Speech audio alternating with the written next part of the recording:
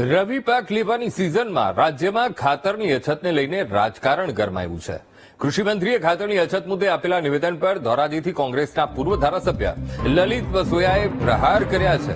લલિત વસોયાએ કહ્યું કે રાજ્ય સરકાર સ્પષ્ટ કરે કે કેન્દ્ર સરકાર ક્યારે અને કેટલો ખાતરનો જથ્થો પૂરો પાડશે. રવિ સિઝન લેવા માટે ખાતરની ઘટ સર્જાઈ છે. તેવામાં કૃષિમંત્રીએ નિવેદન આપ્યું હતું કે અઠવાડિયામાં ખાતરનો જથ્થો ઉપલબ્ધ થઈ જશે, જેની સામે લલિત વસોયાએ કહ્યું કે રવિ પાક લેવાની સિઝન જઈ રહી છે. અઠવાડિયાનો સમય ઘણો લાંબો કહેવાય, માટે સરકારે જલ્દીમાં જલ્દી ખાતર પૂરું પાડવું જોઈએ.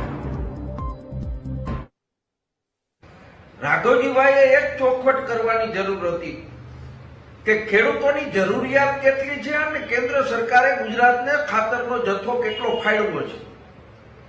અમારી પાસે જે માહિતી છે એ માહિતી મુજબ ગુજરાતના ખેડૂતોને જે રાસાયણિક ખાતર ડીએપી અને એનપીકે ની જરૂર છે એના કરતા કેન્દ્ર સરકારે ઓછો જથ્થો ફાળવ્યો છે.